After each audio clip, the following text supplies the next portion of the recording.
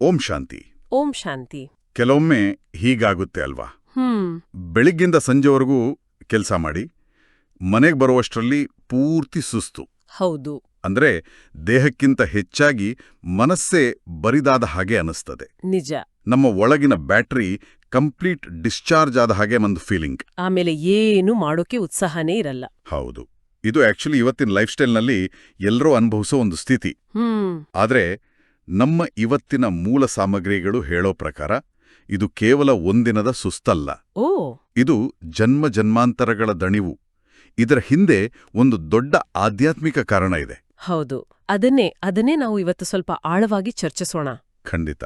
ನಮ್ಮ ಕೇಳುಗರು ಕೊಟ್ಟಿರೋ ಮೂಲಗಳ ಪ್ರಕಾರ ನಾವು ಆತ್ಮವನ್ನ ಒಂದು ಬ್ಯಾಟರಿ ತರ ನೋಡ್ಲಿದ್ದೇವೆ. ಹೌದು. ಮತ್ತು ಅದನ್ನ ಮತ್ತೆ ಪೂರ್ತಿಯಾಗಿ ಚಾರ್ಜ್ ಮಾಡೋ ರಹಸ್ಯ ಏನು ಅಂತನೂ ತಿಳ್ಕೊಳ್ಳೋಣ. ನಮ್ಮ ಈ ಚರ್ಚೆಗೆ ಆಧಾರ ಜನವರಿ 31, 2026 ಬಾಬಾ ಅವರ ಬೋಧನೆಗಳು. ಖಂಡಿತ. ಇವತ್ತಿನ ನಮ್ಮ ಚರ್ಚೆಯ ಉದ್ದೇಶವೇ ಅದು. ಸರ್ವಶಕ್ತಿವಂತ ತಂದೆ, ಆ ಪರಮ ಪವರ್ ಹೌಸ್ ಏನಿದೆ, ಪವರ್ ಹೌಸ್, ಅವರಿಂದ ಶಕ್ತಿ ಪಡೆದು ನಮ್ಮ ಆತ್ಮ ಅನ್ನೋ ಹಣತೆಯಲ್ಲಿ ಜ್ಞಾನದ ತುಪ್ಪವನ್ನ ಮತ್ತೆ ಹೇಗೆ ತುಂಬಿಸೋದು ಅಂತ ಅರ್ಥ ಮಾಡ್ಕೊಳ್ಳೋದು. ಸರಿ, ಹಾಗಾದ್ರೆ ಇಲ್ಲಿಂದಾನೇ ಶುರು ಮಾಡೋಣಲ್ವಾ? ಶುರು ಮಾಡೋಣ. ಮೊದಲನೇ ಪ್ರಶ್ನೆ ಅಂದ್ರೆ, ಈ ಆತ್ಮದ ಬ್ಯಾಟ್ರಿ ಇದು ಯಾಕೆ ಡಿಸ್ಚಾರ್ಜ್ ಆಯ್ತು ಅಂತ. ಹೌದು. ಬೋಧನೆಗಳಲ್ಲಿ ಇದನ್ನ ದೀಪಕ್ಕೆ ಹೋಲಿಸ್ತಾರೆ, ಮತ್ತೆ ಜ್ಞಾನವನ್ನ ತುಪ್ಪಕ್ಕೆ. ಕರೆಕ್ಟ್. ಹಾಗಾದ್ರೆ ಈ ತುಪ್ಪ ಹೇಗೆ ಖಾಲಿಯಾಯ್ತು? ಯಾಕೆ ಜ್ಯೋತಿ ಮಂದವಾಯ್ತು? ಇದನ್ನ ಅರ್ಥ ಮಾಡ್ಕೊಳ್ಳಕ್ಕೆ ನಾವು ಒಂದು ವಿಶಾಲವಾದ ದೃಷ್ಟಿಕೋನ ಇಟ್ಕೋಬೇಕು. ಸರಿ. ನಮ್ಮ ಮೂಲಗಳು 5,000 ವರ್ಷಗಳ ಒಂದು ವಿಶ್ವ ನಾಟಕ ಚಕ್ರದ ಬಗ್ಗೆ ಮಾತಾಡ್ತವೆ. 5,000 ವರ್ಷಗಳು? ಹೌದು.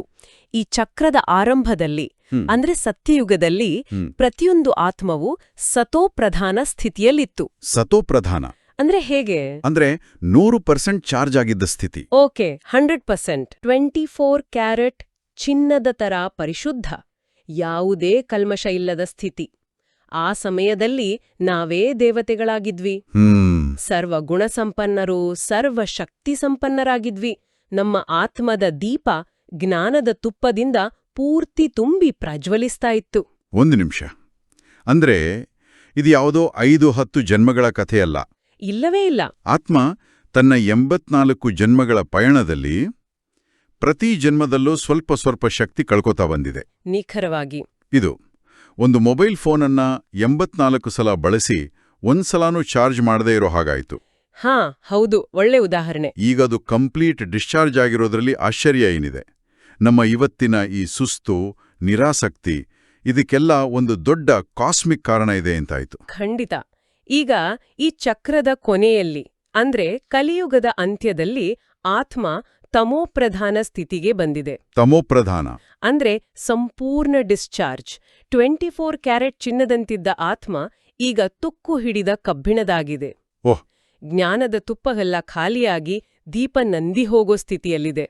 ಈ ಪತನದ ಪರಿಣಾಮ ಎಷ್ಟು ವಿಪರ್ಯಾಸ ನೋಡಿ. ಮೂಲಗಳು ಹೇಳೋ ಹಾಗೆ ಒಂದು ಕಾಲದಲ್ಲಿ ಪೂಜ್ಯರಾಗಿದ್ದ, ಅಂದ್ರೆ ದೇವತೆಗಳಾಗಿದ್ದ ಆತ್ಮಗಳೇ ಇವತ್ತು ಪೂಜಾರಿಗಳಾಗಿ ತಮ್ಮದೇ ಜಡ ವಿಗ್ರಹಗಳನ್ನ ಪೂಜಿಸ್ತಿದ್ದಾವೆ. ಹೌದು. ತಮ್ಮ ನಿಜ ಸ್ವರೂಪವನ್ನೇ ಮರ್ತುಬಿಟ್ಟಿವೆ. ಹೌದು. ತಾಕತ್ತಿನ ದಿವಾಳಿ ನಿಗಡಿ ಹೋಗಿದೆ ಅಂತ ಒಂದು ಶಬ್ದ ಬಾಬಾ ಬಳಸ್ತಾರೆ. ದಿವಾಳಿ ಅಂದ್ರೆ ಶಕ್ತಿಯ ವಿಷಯದಲ್ಲಿ ನಾವು ಕಂಪ್ಲೀಟ್ ಬ್ಯಾಂಕ್ರಪ್ಟ್ ಆಗಿದ್ದೀವಿ. ಆದ್ರೆ ಇಲ್ಲೋ ಸಮಾಧಾನದ ವಿಷಯ ಇದೆ. ಏನದು? ಆತ್ಮದ ಬ್ಯಾಟರಿ ಎಷ್ಟೇ ಡಿಸ್ಚಾರ್ಜ್ ಆದ್ರೂ ಅದು ಪೂರ್ತಿ ಝೀರೋ ಆಗಲ್ಲ. ಓಕೆ. ಸ್ವಲ್ಪ ಶಕ್ತಿ ಉಳ್ದೇ ಇರುತ್ತೆ. ಅದ್ರಿಂದಲೇ ಈ ಶರೀರ ನಡೀತಾ ಇರೋದು. ಓಕೆ, ಹಾಗಾದ್ರೆ ನಮ್ಮಲ್ಲಿ ಇನ್ನೂ ಸ್ವಲ್ಪ ಚಾರ್ಜ್ ಉಳಿದಿದೆ. ಇದು ಒಂದು ಗುಡ್ ನ್ಯೂಸ್. ಹೌದು. ಹಾಗಾದ್ರೆ ಈ ಡಿಸ್ಚಾರ್ಜ್ ಆಗಿರೋ ಬ್ಯಾಟರಿನ ಮತ್ತೆ ಮೊದಲಿನ ಹಾಗೆ 100% ಚಾರ್ಜ್ ಮಾಡೋದು ಹೇಗೆ? ಇದಕ್ಕೆ ಬೇಕಾದ ಪವರ್ ಹೌಸ್ ಎಲ್ಲಿದೆ? ಉತ್ತರ ಬಹಳ ಸಿಂಪಲ್ ಮತ್ತು ಅಷ್ಟೇ ಪವರ್ಫುಲ್ ಆಗಿದೆ. ಆ ಪವರ್ ಹೌಸ್ ಬೇರೆ ಯಾರೂ ಅಲ್ಲ, ಸ್ವತಃ ಸರ್ವಶಕ್ತಿವಂತ ತಂದೆ ಪರಮಾತ್ಮ. ಅವರು ಶಕ್ತಿಯ ಸಾಗರ. ಆ ಪವರ್ ಹೌಸ್ ಜೊತೆ ಕನೆಕ್ಷನ್ ಮಾಡ್ಕೊಳ್ಳೋದು ಹೇಗೆ? ಜಗತ್ತಲ್ಲಿ ಜನ ಶಕ್ತಿಗೋಸ್ಕರ ಏನೆಲ್ಲ ಮಾಡ್ತಾರೆ? ಕಠಿಣ ತಪಸ್ಸು, ಹಠಯೋಗ, ತೀರ್ಥಯಾತ್ರೆ. ಹೌದು, ಅದೆಲ್ಲ ಕಷ್ಟದ ದಾರಿಗಳು. ನಮ್ಮ ಮೂಲಗಳು ಹೇಳೋ ದಾರಿ ಇದಕ್ಕಿಂತ ಬೇರೆನಾ? ಸಂಪೂರ್ಣವಾಗಿ ಬೇರೆ ಮತ್ತು ಅತ್ಯಂತ ಸಹಜ. ತಂದೆ ಹೇಳೋ ವಿಧಾನ ಒಂದೇ, ಮಾಂ ಏಕಂ ಯಾದ್ ಕರೋ. ಮಾಂ ಏಕಂ ಯಾದ್ ಕರೋ ಅಂದ್ರೆ ನನ್ನೊಬ್ಬನನ್ನೇ ನೆನ್ಪಿಸಿಕೋ. ಇದು ಕೇವಲ ಬಾಯಿಂದ ಮಾಡೋ ಜಪ ಅಲ್ಲ, ಅಥವಾ ಸುಮ್ನೆ ಮೆಕ್ಯಾನಿಕಲ್ ಆಗಿ ನೆನ್ಪು ಮಾಡ್ಕೊಳ್ಳೋದಲ್ಲ. ಪಿನ್ನೆ ಇದು ಬುದ್ಧಿಯ ಯೋಗವನ್ನ, ಅಂದ್ರ ನಮ್ಮ ಮನಸ್ಸಿನ ಕನೆಕ್ಷನ್ ಅನ್ನ ಆ ಶಕ್ತಿಯ ಸಾಗರದೊಂದಿಗೆ ಜೋಡಿಸೋದು. ಈ ಬುದ್ಧಿಯ ಯೋಗವನ್ನ ಜೋಡಿಸೋದು ಅನ್ನೋದು ಕೇಳೋಕೆ ಸ್ವಲ್ಪ ಅಬ್ಸ್ಟ್ರಾಕ್ಟ್ ಅನ್ಸುತ್ತೆ. ಇದನ್ನ ಸುಲಭವಾಗಿ ಅರ್ಥ ಮಾಡ್ಕೊಳ್ಳೋಕೆ ನಮ್ಮ ಡೈಲಿ ಲೈಫಿಂದ ಯಾವ್ದಾದ್ರೂ ಉದಾಹರಣೆ ಇದೆಯಾ? ಖಂಡಿತ ಇದೆ. 2 ಸುಂದರ ದೃಷ್ಟಾಂತಗಳಿವೆ. ಹೇಳಿ. ಮೊದಲನೆಯದು ನಿಮ್ಮದೇ ಮೊಬೈಲ್ ಫೋನ್. ಅದು ಡಿಸ್ಚಾರ್ಜ್ ಆದಾಗ ಏನ್ ಮಾಡ್ತೀರಿ? ಚಾರ್ಜರ್ಗೆ ಹಾಕ್ತೀನಿ, ಸ್ವಿಚ್ ಆನ್ ಮಾಡ್ತೀನಿ. ಅಷ್ಟೇ, ಫೋನ್ ತನ್ನಿಂದ ತಾನೇ ಚಾರ್ಜ್ ಆಗೋಕೆ ಶುರು ಆಗತ್ತೆ. ನೀವು ಫೋನ್ಗೆ ಚಾರ್ಜ್ ಆಗು ಅಂತ ಹೇಳ್ಬೇಕಾಗಿಲ್ಲ. ಹೌದು, ನಿಜ. ಹಾಗೆಯೇ ನಾವು ನಮ್ಮ ಮನಸ್ಸೆಂಬ ಸ್ವಿಚ್ ಅನ್ನ ಆನ್ ಮಾಡಿ ಬುದ್ಧಿಯನ್ನ ಪರಮಾತ್ಮನೆಂಬ ಪವರ್ ಹೌಸ್ಗೆ ಜೋಡಿಸಿದ್ರೆ ಸಾಕು. ಓ, ಶಕ್ತಿ ತಾನಾಗೆ ನಮ್ಮ ಆತ್ಮದಲ್ಲಿ ತುಂಬೋಕೆ ಶುರುವಾಗುತ್ತೆ. ಅದ್ಭುತ. ಅಂದ್ರೆ ಇದೊಂದು ನ್ಯಾಚುರಲ್ ಪ್ರೋಸೆಸ್. ಹೌದು. ಇನ್ನೊಂದು ದೃಷ್ಟಾಂತ ಸೂರ್ಯಂದು. ಸೂರ್ಯ. ನಾವು ಚಳಿಗಾಲದಲ್ಲಿ ಸೂರ್ಯನ ಮುಂದೆ ಹೋಗಿ ನಿಂತಾಗ ನಮ್ಗೆ ಶಾಖ ಮತ್ತು ಬೆಳಕು ಪಡ್ಕೊಳ್ಳೋಕೆ ಏನಾದ್ರೂ ಸ್ಪೆಷಲ್ ಎಫರ್ಟ್ ಬೇಕಾ? ಇಲ್ಲ, ಸುಮ್ನೆ ನಿಂತ್ರೆ ಸಾಕು. ಅದೇ ರೀತಿ ಜ್ಞಾನ ಸೂರ್ಯನಾದ ಶಿವಬಾಬಾ ಅವರ ನೆನಪಿನಲ್ಲಿ ನಾವು ಕುಳಿತಾಗ ಅವರ ಸರ್ವಶಕ್ತಿಗಳು, ಜ್ಞಾನ, ಪವಿತ್ರತೆ, ಶಾಂತಿ ಎಲ್ಲವೂ ನಮ್ಮ ಆತ್ಮದಲ್ಲಿ ಸಹಜವಾಗಿ ತುಂಬಿಕೊಳ್ಳುತ್ತೆ. ಇದು ಕೇಳೋಕೆ ಬಹಳ ಸುಲಭವಾಗಿದೆ. ಆದ್ರೆ ಇಲ್ಲೊಂದು ಪ್ರಾಕ್ಟಿಕಲ್ ಪ್ರಶ್ನೆ ಬರುತ್ತೆ. ಕೇಳಿ. ಆ ತಂದೆ ಜ್ಞಾನ ಸೂರ್ಯ ನಮ್ಮ ಕಣ್ಣಿಗೆ ಕಾಣಿಸಲ್ಲ. ಅವರು ಜನ್ಮ ಮರಣ ಚಕ್ರದಲ್ಲೂ ಬರುತ್ತಿಲ್ಲ ಅಂತ ಹೇಳಲಾಗುತ್ತೆ. ಹೌದು. ಹಾಗಾದ್ರೆ ಅವರು ಈ ಜ್ಞಾನವನ್ನ ನಮ್ಗೆ ತಲುಪಿಸೋದು ಹೇಗೆ? ಅವ್ರ ಜೊತೆ ನಾವು ಕನೆಕ್ಟ್ ಆಗೋದು ಹೇಗೆ? ಇದೊಂದು ಬಹಳ ಆಳವಾದ ಆದ್ರೆ ಲಾಜಿಕಲ್ ಆದ ರಹಸ್ಯ. ಸರಿ. ಅವರು ನಮ್ಮ ಥರ ತಾಯಿಯ ಗರ್ಭದಿಂದ ಜನ್ಮ ಪಡೆಯಲ್ಲ. ಹಾಗೆ ಮಾಡಿದ್ರೆ ಅವರು ಕರ್ಮಬಂಧನಕ್ಕೆ ಸಿಲುಕ್ತಾರೆ. ಹೌದು. ಬದಲಿಗೆ ಅವರು ಈ ಸೃಷ್ಟಿ ನಾಟಕದ ಒಂದು ನಿರ್ದಿಷ್ಟ ಸಮಯದಲ್ಲಿ, ಯಾವಾಗ ಅಂದ್ರೆ ಕಲಿಯುಗದ ಅಂತ್ಯ ಮತ್ತು ಸತ್ಯಯುಗದ ಆರಂಭದ ಸಂಗಮ ಯುಗದಲ್ಲಿ, ಒಬ್ಬ ಸಾಧಾರಣ ಮನುಷ್ಯನ ಶರೀರವನ್ನ ಆಧಾರವಾಗಿ ಬಳಸ್ತಾರೆ. ಓ. ಅವರೇ ಪ್ರಜಾಪಿತಾ ಬ್ರಹ್ಮ. ಅವರ ವಾನಪ್ರಸ್ಥಾವಸ್ಥೆಯ ಶರೀರದಲ್ಲಿ ಪ್ರವೇಶ ಮಾಡಿ ಅವರ ಮುಖದ ಮೂಲಕ ಜ್ಞಾನವನ್ನ ಕೊಡ್ತಾರೆ. ಓ, ಇದಕ್ಕೆ ಬ್ರಹ್ಮಮುಖ ಕಮಲದಿಂದ ಜ್ಞಾನ ಅಂತ ಹೇಳೋದು. ಎಕ್ಸಾಕ್ಟ್ಲಿ. ಇದನ್ನ ಅರ್ಥ ಮಾಡ್ಸೋಕೆ ಗಂಗಾ ಗೌಮುಖದ ದೃಷ್ಟಾಂತ ಕೊಡ್ತಾರೆ. ಗಂಗಾ ಗೌಮುಖ. ಗಂಗೆಯ ನಿಜವಾದ ಮೂಲ ಯಾವುದು? ಸಾಗರ. ಆದ್ರೆ ಅದು ನಮ್ಗೆ ಕಾಣ್ಸೋದು, ಹರಿಯೋದು ಗೌಮುಖದಿಂದ. ಹೌದು, ನಿಜ. ಹಾಗೆಯೇ ಜ್ಞಾನದ ಸಾಗರ ಶಿವಬಾಬಾ ಆದ್ರೂ ಅವರು ಬ್ರಹ್ಮರ ಮುಖ ಅನ್ನೋ ಗೌಮುಖದ ಮೂಲಕ ನಮ್ಗೆ ಜ್ಞಾನಗಂಗೆಯನ್ನ ಹರಿಸ್ತಾರೆ. ಅಂದ್ರೆ ಮೂಲ ಶುದ್ಧವಾಗಿದೆ, ಆದ್ರೆ ಅದನ್ನ ತಲುಪ್ಸೋಕೆ ಒಂದು ಫಿಸಿಕಲ್ ಮೀಡಿಯಂ ಬೇಕು. ಹೌದು. ಸಾಧಾರಣ ಶರೀರವನ್ನ ಮಾಧ್ಯಮ ಮಾಡಿಕೊಂಡು ನಮ್ಮಂತಹ ಸಾಧಾರಣ ಆತ್ಮಗಳನ್ನ ಅಸಾಧಾರಣರಾಗಿ ದೇವತೆಗಳನ್ನ ಮಾಡ್ತಾರೆ. ಇದು ಗೊಂದಲವನ್ನ ನಿವಾರಿಸುತ್ತೆ. ಈ ಸ್ಪಷ್ಟತೆಯೊಂದಿಗೆ ನಾವು ಮುಂದಿನ ವಿಷಯಕ್ಕೆ ಹೋಗ್ಬೋದು. ಖಂಡಿತ. ಭಕ್ತಿ ಮಾರ್ಗದಲ್ಲಿ ಶಿವನ ಬಾರಾತ್ ಅಥವಾ ಶಿವನ ಮೆರವಣಿಗೆ ಬಗ್ಗೆ ನಾವು ತುಂಬಾ ಕೇಳಿದ್ದೀವಿ. ಆದ್ರೆ ಅದರ ಚಿತ್ರಣ ಭಯಾನಕವಾಗಿದೆ. ಭೂತ, ಪ್ರೇತ, ಪಿಶಾಚಿಗಳೆಲ್ಲ ಇದ್ದುವು ಅಂತ ಕಥೆ ಹೇಳ್ತಾರೆ. ಇದರ ಹಿಂದಿನ ನಿಜವಾದ ಆಧ್ಯಾತ್ಮಿಕ ರಹಸ್ಯ ಏನು? ಬಾಬಾ ಅವರು ಈ ಭ್ರಮೆಯನ್ನ ಪೂರ್ತಿಯಾಗಿ ತೊಡೆದು ಹಾಕ್ತಾರೆ. ಹೌದಾ? ಇದು ಕುದುರೆ, ಆನೆಗಳ ಮೇಲೆ ಹೋಗೋ ಲೌಕಿಕ ಮೆರವಣಿಗೆ ಅಲ್ಲ, ಅಥವಾ ಭೂತ ಪ್ರೇತಗಳ ಮೆರವಣಿಗೆ ಅಂತೂ ಖಂಡಿತ ಅಲ್ಲ. ಅದು ಕೇವಲ ಕಲ್ಪನೆನಾ? ಹೌದು, ಭಕ್ತಿಯ ಕಲ್ಪನೆ. ವಾಸ್ತವದಲ್ಲಿ ಇದು ಆತ್ಮಗಳು ತಮ್ಮ ಮನೆಗೆ ವಾಪಸ್ ಹೋಗೋ ಒಂದು ಅಲೌಕಿಕ ದಿವ್ಯ ದೃಶ್ಯ. ಆತ್ಮಗಳ ಮನೆಗೆ ವಾಪಸಾತಿ. ಅದನ್ನ ಸ್ವಲ್ಪ ವಿವರಿಸಿ. ಖಂಡಿತ. ಶಿವಬಾಬಾ ಅವರನ್ನ ಸಾಜನ್ ಅಂದ್ರೆ ಮದುಮಗ ಅಂತ ಕರೆಯಲಾಗಿದೆ. ಸಾಜನ್. ಮತ್ತು ನಾವೆಲ್ಲ ಆತ್ಮಗಳು ಅವರ ಸಜನೀಯರು ಅಂದ್ರೆ ಮದುಮಕ್ಕಳು. ಓ, ಓಕೆ. ಸಂಗಮ ಯುಗದಲ್ಲಿ ತಂದೆ ನಮ್ಮೆಲ್ಲ ಆತ್ಮಗಳನ್ನ ಜ್ಞಾನ ಮತ್ತು ಯೋಗದ ಅಗ್ನಿಯಿಂದ ಪವಿತ್ರಗೊಳಿಸಿ ತಮ್ಮ ಜೊತೆ ತಮ್ಮ ಮೂಲ ಮನೆ ಅಂದ್ರೆ ಪರಮಧಾಮ. ಹೌದು, ಪರಮಧಾಮಕ್ಕೆ, ಆತ್ಮಲೋಕಕ್ಕೆ ಕರ್ಕೊಂಡು ಹೋಗ್ತಾರೆ. ಈ ಎಲ್ಲ ಕೋಟ್ಯಾಂತರ ಆತ್ಮಗಳು ಒಟ್ಟಾಗಿ ತಮ್ಮ ಮನೆಗೆ ವಾಪಸ್ ಹೋಗೋ ದೃಶ್ಯ ಇದೆಯಲ್ವಾ, ಅದೇ ನಿಜವಾದ ಅಲೌಕಿಕ ಶಿವನ ಬಾರಾತ್. ವಾವ್! ಈ ಚಿತ್ರಣವನ್ನೊಮ್ಮೆ ಕಲ್ಪನೆ ಮಾಡ್ಕೊಳ್ಳಿ. ಭೂತ ಪ್ರೇತಗಳ ಬದಲು ಕೋಟ್ಯಾಂತರ ಪ್ರಕಾಶದ ಪುಟ್ಟ ಪುಟ್ಟ ನಕ್ಷತ್ರಗಳ ತರ ಇರುವ ಆತ್ಮಗಳು. ಹೌದು. ಆ ಮಹಾಜ್ಯೋತಿರ್ಬಿಂದು ತಂದೆಯ ಹಿಂದೆ ಒಂದು ಜೇನುನೊಣಗಳ ಹಿಂಡಿನ ಹಾಗೆ ಹಾರಿ ಹೋಗೋದು. ಹೌದು. ಅಲ್ಲಿ ಯಾವುದೇ ಲೌಕಿಕ ವಾದ್ಯಗಳ ಶಬ್ದ ಇಲ್ಲ, ಗದ್ದಲ ಇಲ್ಲ.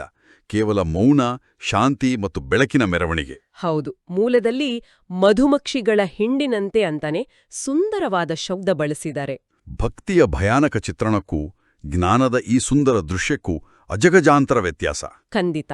ಯಾರು ಚೆನ್ನಾಗಿ ಪುರುಷಾರ್ಥ ಮಾಡಿ ತಮ್ಮ ಬ್ಯಾಟ್ರಿನ ಪೂರ್ತಿ ಚಾರ್ಜ್ ಮಾಡ್ಕೊಂಡಿರ್ತಾರೋ ಅವರು ಆ ಮೆರವಣಿಗೆಯಲ್ಲಿ ತಂದೆಯ ಜೊತೆ ಮುಂದೆ ಹತ್ರದಲ್ಲಿರ್ತಾರೆ. ಚಾರ್ಜಿಂಗ್ ಪೂರ್ತಿ ಆಗ್ದಿದ್ರೆ ಅವರು ಹಿಂದೆ ಹೊಡಿತಾರೆ. ಹಾಗಾಗಿ ಇದೊಂದು ಆಧ್ಯಾತ್ಮಿಕ ಓಟ ಕೂಡ ಹೌದು.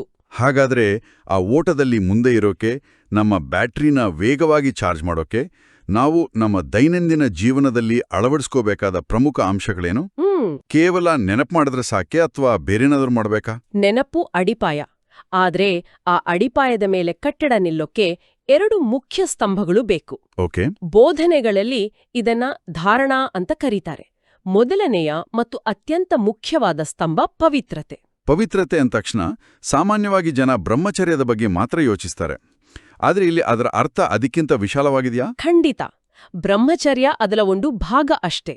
ಆದ್ರೆ ಇಲ್ಲಿ ಮನಸ್ಸು, ಮಾತು ಮತ್ತು ಕರ್ಮ ಈ 3ರಲ್ಲೂ ಪವಿತ್ರತೆಯನ್ನ ಪಾಲಿಸಬೇಕು. ಮನಸ್ಸು, ಮಾತು, ಕರ್ಮ. ಹೌದು. ಉದಾಹರಣೆಗೆ, ನಮ್ಮ ಮನಸ್ಸಲ್ಲಿ ಬೇರೆಯವರ ಬಗ್ಗೆ ಬರೋ ವ್ಯರ್ಥ ಸಂಕಲ್ಪಗಳು, ಅಸೂಯೆ, ದ್ವೇಷದ ಯೋಚನೆಗಳು ಇವೆಲ್ಲವೂ ನಮ್ಮ ಆತ್ಮದ ಬ್ಯಾಟರಿಯ ಶಕ್ತಿಯನ್ನ ಸದ್ದಿಲ್ಲದೆ ಲೀಕ್ ಮಾಡುತ್ತವೆ. ಒಂದು ನಿಮಿಷ, ಇದು ಬಹಳ ಇಂಪಾರ್ಟೆಂಟ್ ಪಾಯಿಂಟ್.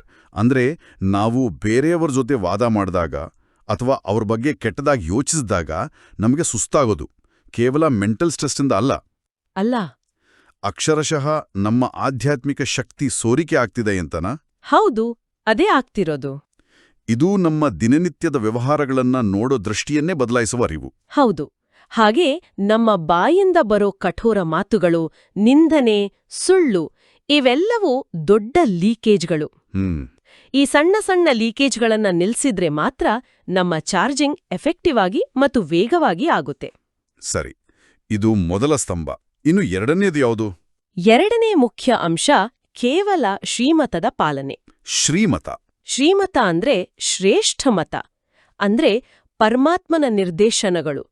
ನಾವು ನಮ್ಮ ಸ್ವಂತ ಬುದ್ಧಿ ಅಂದ್ರೆ ಮನಮತ ಮತ್ತು ಇತರರ ಅಭಿಪ್ರಾಯಗಳು ಅಂದ್ರೆ ಪರಮತ ಇವೆರಡನ್ನೂ ಬದಿಗಿಟ್ಟು ಕೇವಲ ಒಬ್ಬ ತಂದೆಯ ಶ್ರೇಷ್ಠ ಮತವನ್ನ ಫಾಲೋ ಮಾಡಬೇಕು. ಯಾಕಂದ್ರೆ ಅರ್ಧಕಲ್ಪದಿಂದ ನಾವು ನಮ್ಮ ಮತ್ತು ಬೇರೆಯವರ ಮತ ಕೇಳಿ ಕೇಳಿ ಕೆಳಗೆ ಬಿದ್ದಿದ್ದೀವಿ. ನಿಖರವಾಗಿ.